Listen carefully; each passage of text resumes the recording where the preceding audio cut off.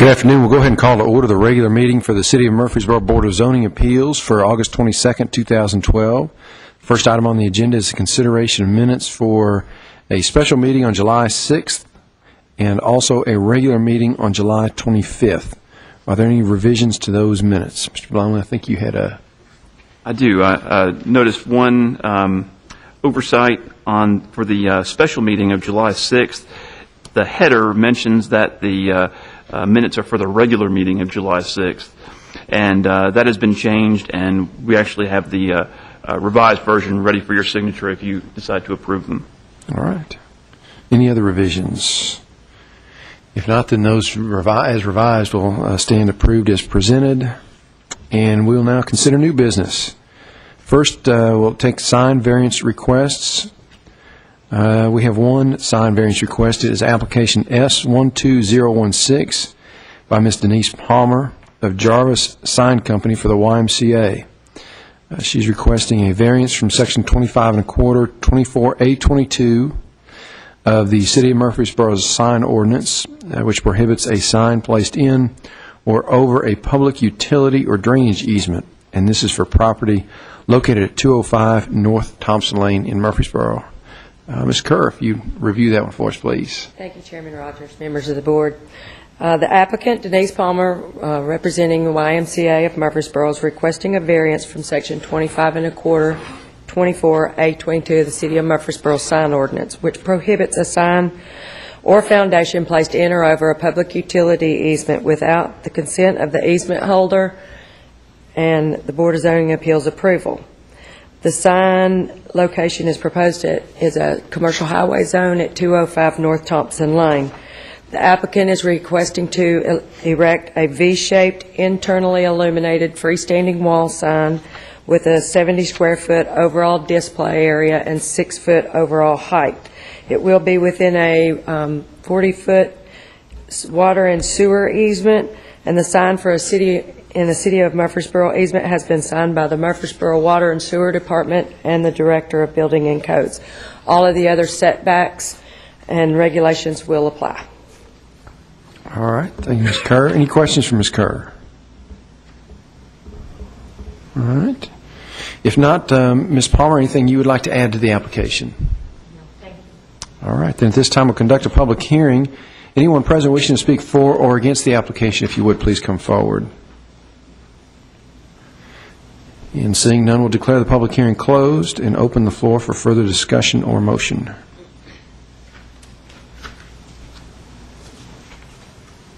Mr. Chairman, I'll make a promotion that we accept the application as presented. I'll second. All right, I have a motion and a second. Any further discussion? If not, all in favor say aye. Aye. Aye. Any opposed? All right, Ms. Palmer, that application has been approved. And we will now move on to special use permit requests. We have two. First one is application Z12047 by Ms. Tammy Ellis. She is requesting a special use permit in order to operate a temporary outdoor vending establishment, which would be food sales, in a commercial highway zone. And this is for property located at 1911 through 2047 Old Fort Parkway. Mr. Blomley, if you'd review that one for us, please. Yes, sir. Thank you, Chairman Rogers, and good afternoon, Chairman Rogers and members of the Board of Zoning Appeals. Our first special use permit request today, as you mentioned, is located at 1911 through 2047 Old Fort Parkway. It's also known as the Town Center Shopping Center. This should be very familiar because for the last 6 or 7 years we've had a temporary vendor approved on this property, Snowball Express, applicant Chrissy Russell. This site was one of the sites that was grandfathered in when we amended our zoning regulations with regards to temporary vendors in 2007. So it is still grandfathered in for 6 months of temporary vending. Ms. Russell previously would operate for the full 6 months. As you may recall, over the last couple of years, she scaled that down to 4 months, leaving 2 months of temporary vending remaining on the property during this particular 12-month period. Ms. Ellis is applying for a special use permit in order to sell popcorn in the exact same location on the parking lot in November and December of this year. So she is actually looking to use the remaining 2 months for temporary vending on the site.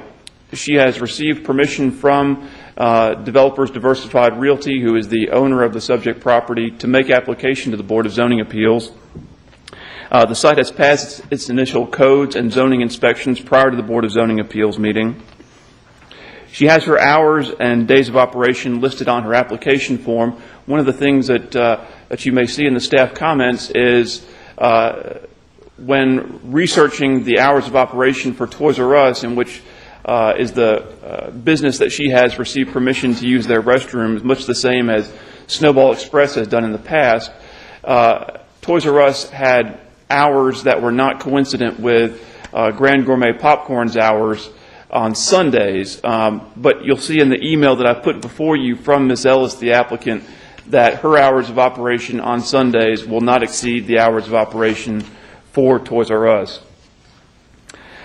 In addition, there was a note in my staff comments about the restroom letter being revised to not specify that only employees were allowed to use the restrooms at Toys R Us, and that letter has been revised to indicate that Grand Gourmet Popcorn in its entirety, i.e. customers and employees, have the ability to or have permission to use the restrooms at Toys R Us. They do intend to, Ms. Ellis does intend to have a drive-through at this site, much the same as Ms. Russell does for her shaved ice business. One of the recommended conditions of approval that I'll list in just a moment is that that drive-through setup be subject to the approval of the city traffic engineer. Mr. Balachandra had worked with Ms. Russell with Snowball Express in years past to make sure that the drive-through was set up in a safe and functional manner. And since Ms. Ellis is a new applicant, Mr. Balachandra would like to have the same oversight with regards to her drive-through. Also, in the staff comments, I've mentioned that the planning staff has consulted with the fire marshal's office, and the fire marshal's office did not have any problem with the applicant's request. They just asked that a fire extinguisher be kept on site at all times in the event that there were a fire. And there is a picture of the trailer included with your application materials. As you can see, it's a fairly similar sized trailer to the Snowball Express. It will have that the popcorn popper that will be on the outside, and they'll actually pop the popcorn outside of the trailer, but sell the popcorn from within the trailer. The applicants are aware that the trailer needs to be removed from the site every night, and they're also aware that they cannot have any tables and chairs, that it is to be carry-out or pick-up type operation. If the board approves this application, staff recommends the following conditions. Number one, the proposed trailer must pass an electrical safety inspection prior to beginning operation. An electrical permit must be purchased from the Building and Codes Department in order to obtain this inspection. Number two, a fire extinguisher, per the recommendations of the Assistant City Fire Marshal, must be kept at the trailer at all times. Number three, the layout of the drive-through must be approved by the city traffic engineer prior to beginning operation. And four, just to make explicit, the time period of operation will be from November 1st, 2012 through December 31st, 2012. I'll be happy to answer any questions that you may have. Ms. Ellis is in the audience as well if you have any questions for her. All right. Thank you, Mr. Blomley. Questions for Mr. Blomley? All right. Thank you. Ms. Ellis, anything you'd like to add to the application? Okay. Then at this time, we'll conduct a public hearing. Anyone present wishing to speak for or against the application, if you would, please come forward. And seeing none, we'll declare the public hearing closed and open the floor for further discussions or motion. Mr. Chairman, there's no further discussion. I would move for approval of the special use permit subject to staff comments. Second. All right, we have a motion and a second. Any further discussion? If not, all in favor say aye. Aye. Any opposed? All right, Ms. Ellis, that application's been approved. And we'll next consider application Z12048 by Ms. Freya Brown. requesting a special use permit in order to operate a group daycare home in a residential single-family RS-12 zone. And this is for property located at 2406 Tulloch Trail. Mr. Blomley. Thank you, Chairman Rogers. The subject property, as you mentioned, is located at 2406 Tulloch Trail, which is in the Clarkwood subdivision, which is located south of Cason Trail, west of River Rock Boulevard, and east of Cason Lane. Tulloch Trail is the subject property is on a cul-de-sac, and the property, as you mentioned, is zoned RS-12. The applicant had initially requested a group daycare home, and group daycare homes are allowed in the RS-12 zoning district by special use permit. Group daycare home would allow between 8 and 12 children to be cared for, and Ms. Brown, in her initial request, had requested the maximum number of children, which would be 12. As you can see before you, Ms. Brown has since amended her application, and I put a letter in front of your stations. Ms. Brown is seeking to change her request from a group daycare home to a family daycare home. And a family daycare home also requires a special use permit, but the number of children that can be cared for there is less. The number of children that can be cared for at a family daycare home is between 5 and 7, and Ms. Brown is specifically asking to care for 5 children ages 6 weeks to 12 years. One of the reasons why this change was made, Ms. Brown, in her research with what she would have to do to have a group daycare home, realized that there would be some additional building and codes requirements that would have to be met, and so she decided to move it down to a number to where those building and codes requirements would not be required. And Mr. Whitaker is here if you have any questions for him. Mr. Gary Whitaker, the Director of the Building and Codes Department, with regards to those building and codes requirements, specifically that the house have a sprinkler system installed. So she has moved it to a number that would not require that sprinkler system to be installed, according to our Building and Codes Department. Initially in her application, she also mentioned that there would be a part-time employee that would work between 5:30 and 8 on weeknights. She has also eliminated that part-time employee and said that the only one who will be working at the daycare will be herself, and she does reside there. And she has been made aware of the fact that in order for her to operate the family daycare home there, that she must continue to reside there at the property, and she understands that she must do that. The proposed hours of operation are Monday through Saturday, 7:30 a.m. to 8 p.m. According to the applicant, regular drop-off times will be from 7 a.m. until 9 a.m., and regular pickup times will be from 3:30 p.m. until 8 p.m. And as I mentioned, the employee has been eliminated from the request. The zoning ordinance in its standards for group daycare homes requires a statement from the State of Tennessee Department of Human Services that such daycare home can comply with all the requirements of the State of Tennessee with respect to such use.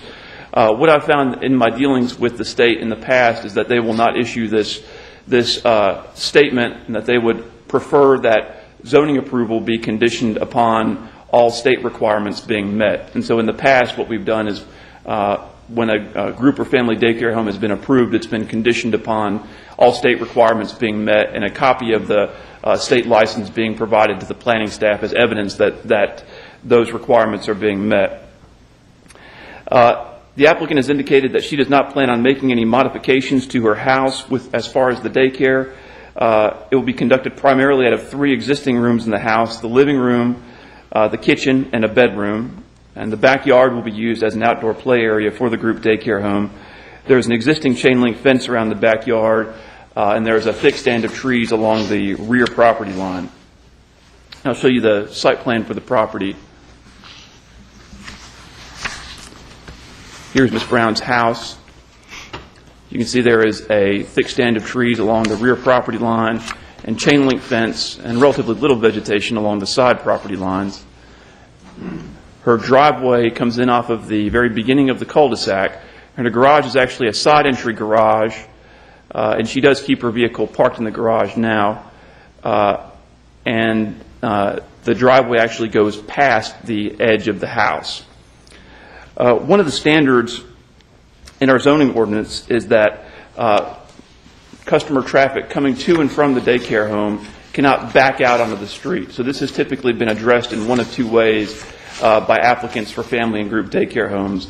One, they either provide a circular driveway, or two, they do a turnaround on site, and in order so that cars can pull in and then turn around without having to back out onto the public street.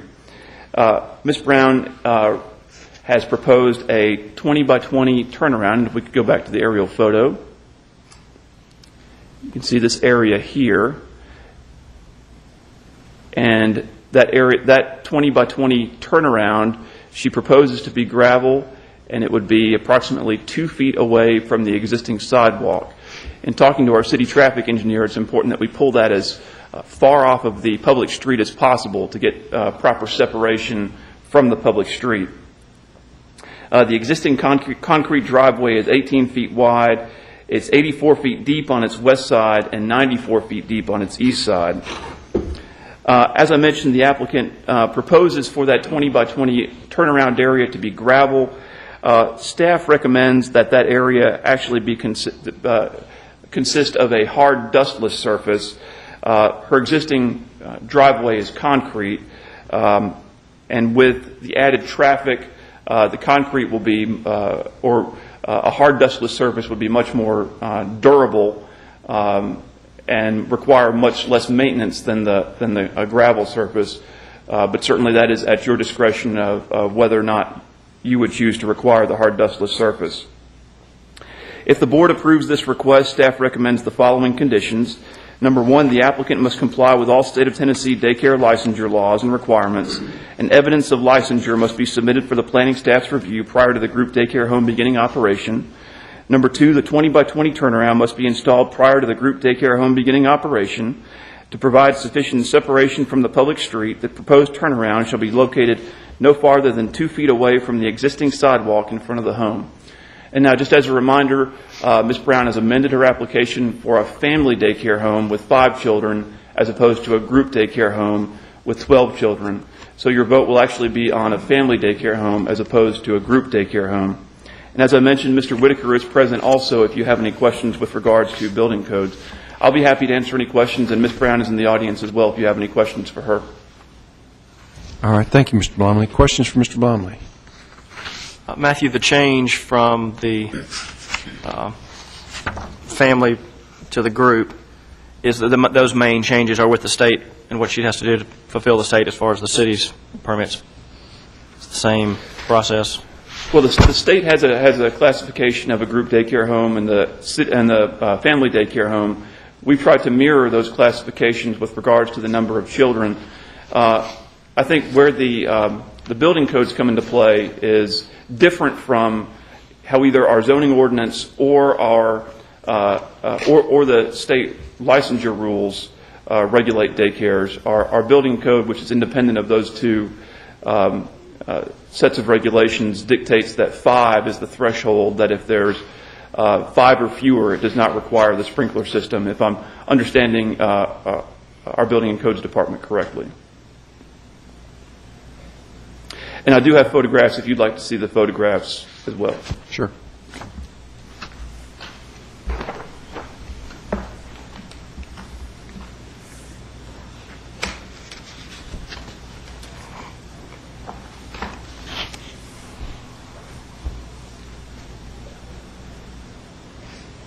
This is the front of the subject property, the front of the house, looking from the street.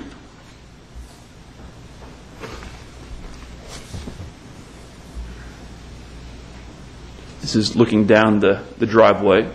As I mentioned, the proposed turnaround would be up in this area. Matthew, before you go on, yes, since you got that up there, are you saying that the edge of the turnaround should be no closer to the sidewalk than further away than 2 feet? I mean, I don't know if I understand. Is that what you're no further away than 2 feet from the sidewalk that's right in front of her house. Oh, then from that sidewalk. You're not Yes. talking about the street sidewalk. Right, there's no sidewalk in the public street on this Okay. street. So you want it closer than 2 feet to that sidewalk? No further than 2 feet, yes. Just looking at the very back portion of her driveway and the side entry garage.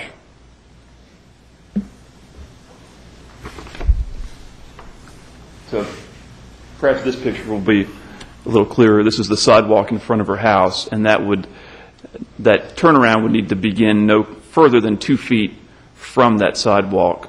It would necessitate the removal of this tree right here. And because of the total length of the turnaround, you're just using that as a point of reference so that the distance to the street is regulated? Am I understanding that right? It's trying to get maximum separation from the public street. Okay. I got you. And that would also help cars to be able to pull into that, would give them enough room so they can make that turn into the turnaround as well.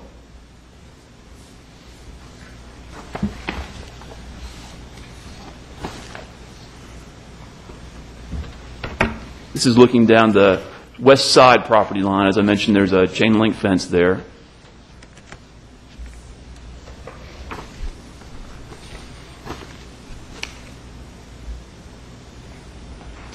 And this is the backyard. As you can see, there is a thick stand of trees. That's actually in a drainage easement that runs along the rear of her property line.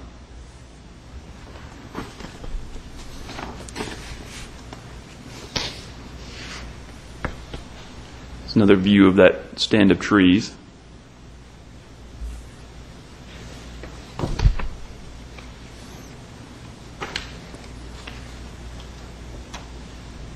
This is looking along the east. You can see there's the chain link fence, and that's the neighboring backyard to the east.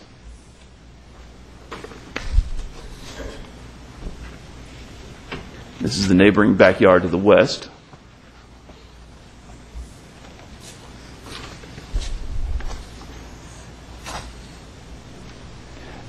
And just some shots of the neighborhood. This is the house to the east.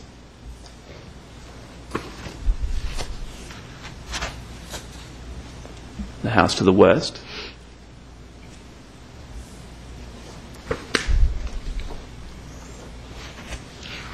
And then looking across the cul-de-sac.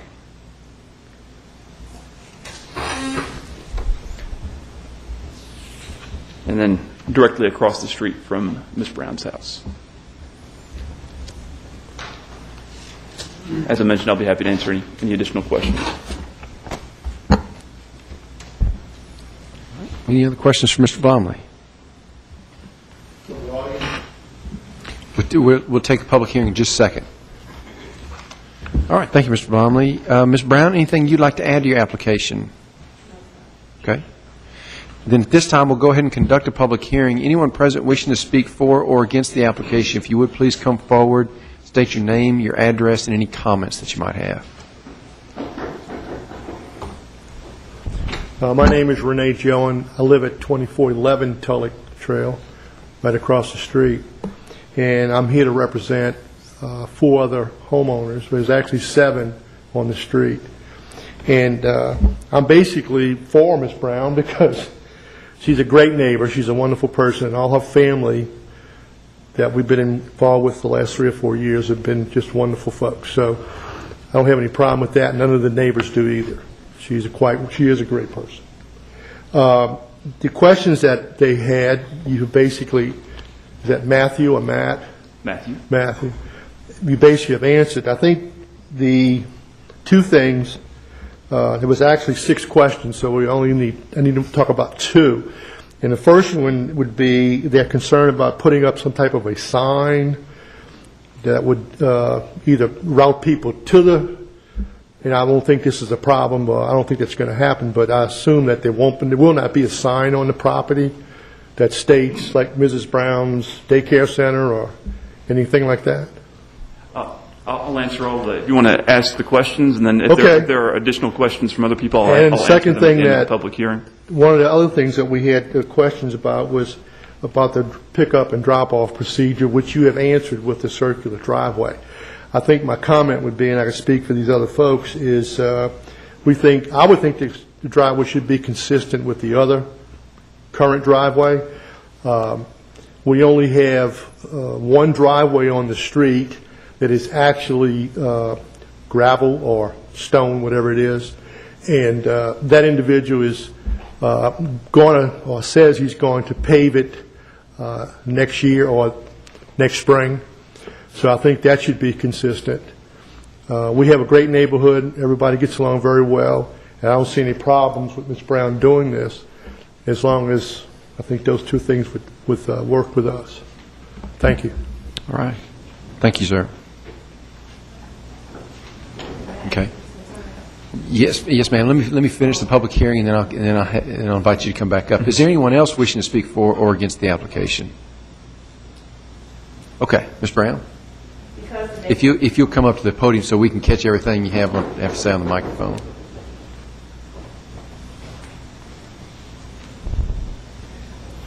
Hi. Because the daycare center is in my home, I am only taking referrals. So these are children that are friends of people that I go to church with or people that my daughters work with. I am not taking applications from the general public. Per se, someone walk up to my house and say, okay, I hear that you're running a daycare center. I want to see it and I want my children to come here. I'm not doing that. Because it is my home and because I have to live there. So I don't want, I'm controlling the traffic there. All right. Thank you, ma'am. Any questions for Ms. Brown? All right. Matthew, I think the question was about a sign. Yeah. For home-based businesses, our zoning regulations allow for a sign if an applicant requests a sign. This is actually not classified as a home-based or a home occupation in our zoning ordinance. It's a separate classification, family daycare home, of which, to my knowledge, there's no provision in our zoning or sign ordinances that would allow for a sign to be placed at the daycare. And so I don't believe that Ms. Brown has requested a sign, and I don't believe that our ordinances would allow a sign to be put up if she did. So no sign. And the other gentleman's concern with regards to the driveway, staff had a similar concern with regards to the turnaround addition onto the driveway. With the, and I think the durability of the concrete or having some other type of hard dustless surface is one of our main issues with it. With customers pulling into that area, their wheels are going to be turning to pull into it. Their wheels are going to be turning to back out of it. So you have the possibility of there needing to be routine maintenance on that gravel area with ruts and areas for puddling. And so I think those were our main concerns, in addition to the fact that a hard dustless surface would be consistent with what is there right now. Mr. Blomley, one question, and it was just a comment that the gentleman made. This is not a circular drive that we're proposing. It is just a square or a rectangle that somebody would pull in and then and back out and then get back on the driveway, correct? Yes, sir, that's correct, Mr. Halliburton. They would essentially pull in and then be able to back out with the back of their vehicle pointed towards the end of her driveway instead of the front of her driveway. But the dimensions would have to take that tree out, the dimensions that we're requesting? Yes, and in my discussions with Ms. Brown, I believe she was planning on removing that tree at some point anyway.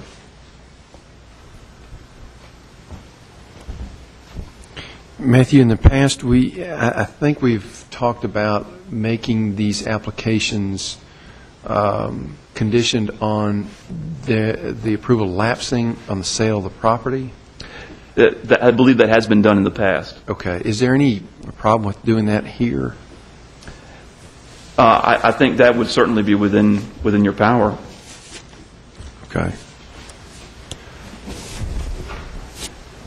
I have one more question, Chairman Rogers. Mr. Blumley. Yes, sir. Is 8 o'clock consistent with what we have in reference to the time allowed for this daycare to be open? Is that consistent with the times that we have allowed in the past? It's my recollection that in the past we have, I don't think that we've seen a request for hours this late at a residence. I believe that 6 or 6:30 or 7 may have been the latest that we've seen requested.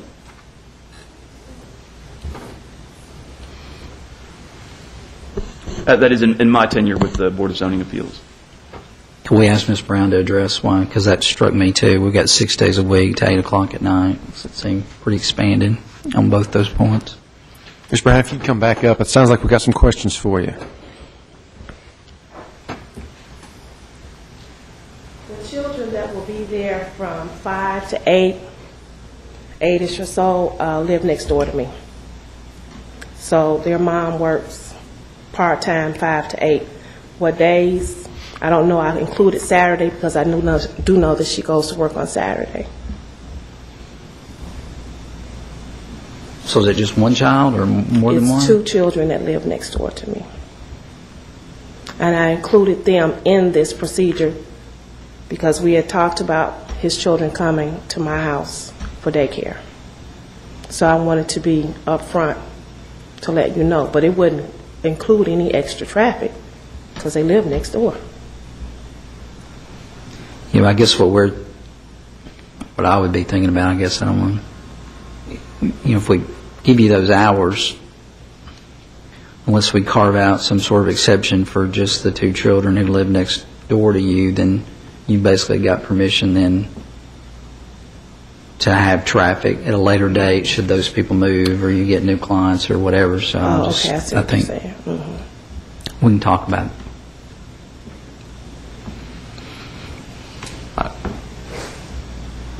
I agree with Mr. Dodd. I think the fact of the matter is you're not going to have the auto traffic, and that would be my concern, mostly, the people coming in and out.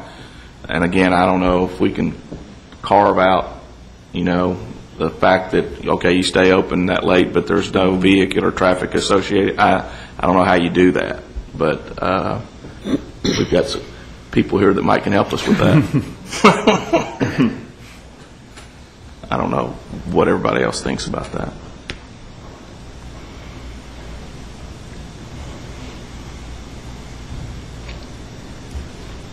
Y'all have any issues with hours? So just, the gentleman who's here in the neighborhood, I noticed that he didn't mention the hours as one of his concerns.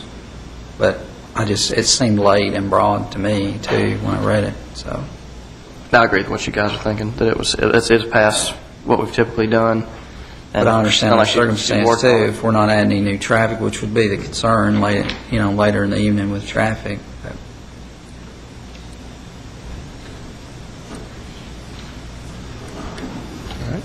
I agree with you. I hear what you're saying. It hadn't particularly struck me as being something that I would defeat the motion over, but I honestly just don't have strong feelings one way or the other on it. If it's just a neighbor, but I would be concerned with cars coming in and out with lights and all that kind of stuff at that time of night. But if it's just a next door neighbor, that'll just walk across the lawn and get their kids, I don't have a problem with it. But I'm like you, I don't know how to put it in writing to just say it's for your neighbor. Well, Chairman, I don't know that I have really strong feelings about it. Obviously I didn't, but it does seem kind of late, but the circumstance that she's relayed kind of alleviates that. And I may be stretching, anything's possible, but I don't know that I'm necessarily overly concerned about her moving or them moving or her staying up that late long term, but it is a possibility. I just thought it's worth talking about. My only concern is not this application, is once we've set a precedent, we're saying at this point in time, okay, if someone comes and applies for a daycare next to my home and we've approved it to 8 o'clock, I'll be quite honest with you, I wouldn't want that operation happening next to my home till 8 o'clock. But I understand your circumstance. So my reason for bringing it up now that you've explained the purpose in it is I think I would be okay with it as long as we can word it in a fashion that we're not setting a precedent for the future of then Ms. Brown was able to get it at 8 o'clock, why can't I? That's my concern here. I understand totally. Can we limit it to two after 6 o'clock, or put some sort of restriction on it like that? Mr. Chairman, I would suggest that the board might be better off focusing on the fact that both legally it would not be a binding precedent because every situation is unique. And second, that this is a family daycare where the maximum number of children you're talking about is 5. And the fact that, you have a cul-de-sac street, in terms of the traffic being limited by the street pattern somewhat, because I'd just be concerned about the city having to try and enforce limitations about the number of children, and they have to be the neighbor's children, or they may not have next door neighbors, but they can't have vehicular traffic, and so hours for some children at 1 hour and another, part of the permit. I think that might be unnecessarily complicating. I think that the applicant has heard the concerns about traffic and hours, and certainly the neighbors have as well. And if it poses a problem, to the neighbors, they can always come back and ask for, some reconsideration that it's causing a nuisance. I just think to do otherwise gets a little too intrusive and cumbersome, and that you can make a factual distinction in a way that would not cause a legal precedential issue for a different situation. Well said. As usual. All right. Do we have any other questions for Ms. Brown? All right. Thank you, ma'am. Further discussion, or are we ready for a motion? Were you interested? You expressed that you didn't feel strongly about that issue, and but you mentioned something about a termination. Is that something? Yeah, in cases like this where you have a home occupation, I like to see provision that the application approval be conditioned on it lapsing at the time of the sale of the property. That way, we're approving an individual, not a series of individuals.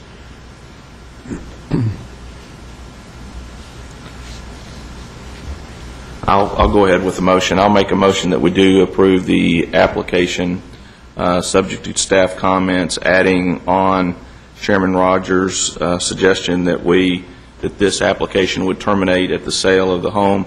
The other thing that I would put as part of my motion is that we do ask that the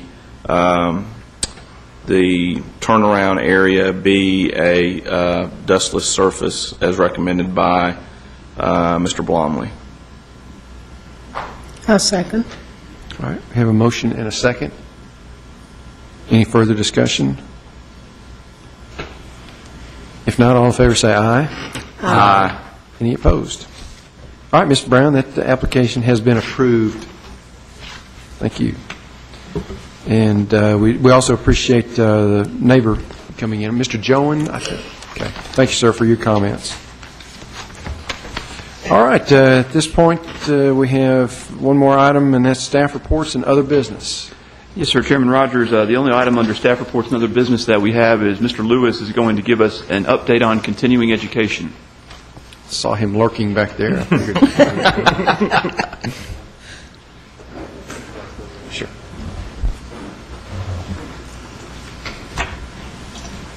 Good afternoon, Chairman Rogers. As Matthew passes out this schedule of classes that you all have attended. It's the current up-to-date amount of hours that each one of you have.